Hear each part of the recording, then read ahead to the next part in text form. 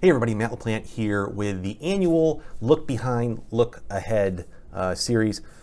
We're going to real briefly jump into 2021 and then we'll spend the bulk of the time on 2022. So 2021, what we saw was the Dow really rose pretty much all year, up 18, almost 19%, I believe.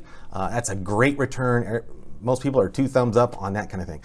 Now, we saw a lot of just pretty much straight up market barely ever sold off, down 5%. It would sell off about 5% and then and start rallying again. So we never really saw the market sell off, which is pretty abnormal.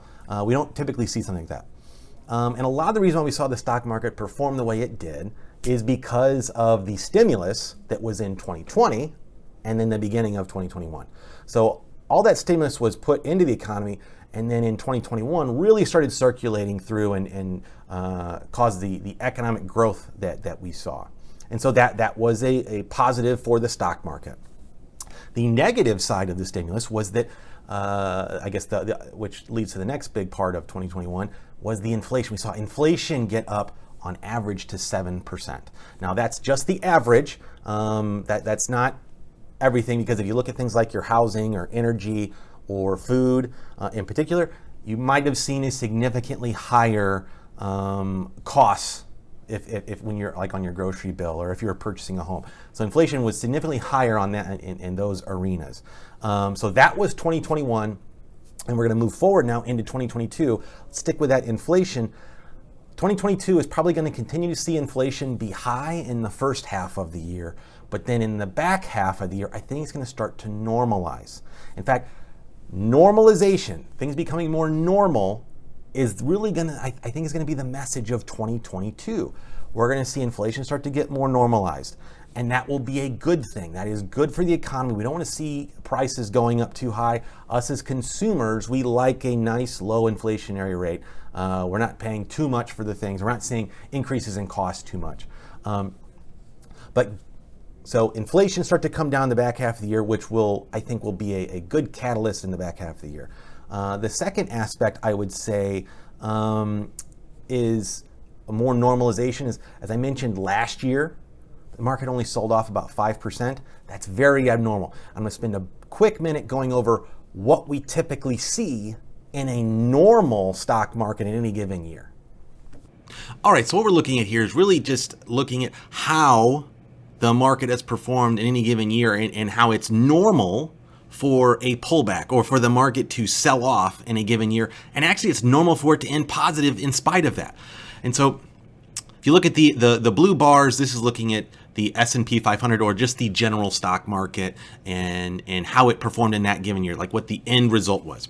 The gray diamond that you see down here, this is how big of a pullback. So how much did the market sell off at any given point in time? What was the largest one, really? And then last is this yellow or goldish bar. And this is looking at the average for those, the size of those pullbacks. And you see the average is 14.2%. So it is very normal for the market to sell off 14.2% on average and then end positive.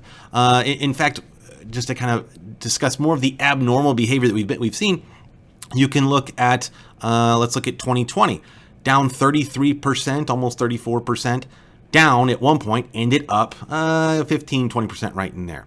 So in 2020, we saw huge drawdowns, but still ended up positive. 2021 was actually very different and abnormal. We saw a very minor pullback and the market come down, but still up. So this return to normal of volatility is coming, and we'll probably continue to see it throughout 2022.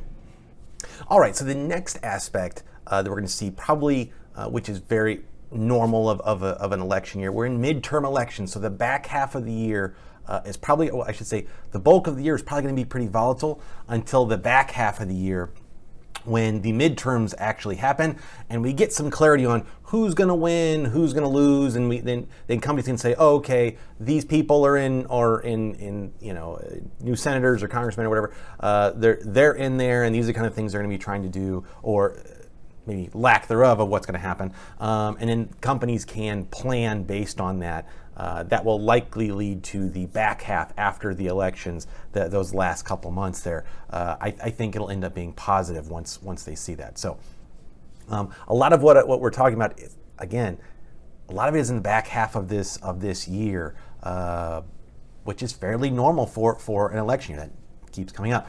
And for return wise, I think it's going to be probably pretty normal as well. 8 to 10% is fairly standard, and I think we're going to get right in that range this year with volatility that is normal, but at times is going to feel probably abnormal, or it's going to feel weird because as we talked about last year, the market really barely sold off, 5% or so. I think we're going to see more of that, more drawdowns lower than that, more than the 5%, which again is normal, but ultimately end up in positive. So good news on the stock front. I think it's going to be on the bulk will be positive, but it's going to be far more normalized, which again is probably going to feel a little bit weird because we've lived through a couple years of things being so abnormal. But I think 2022 is going to be a good year. Let's see how it plays out. But I'm cautiously optimistic. Thanks. I'll see you guys next time. Bye.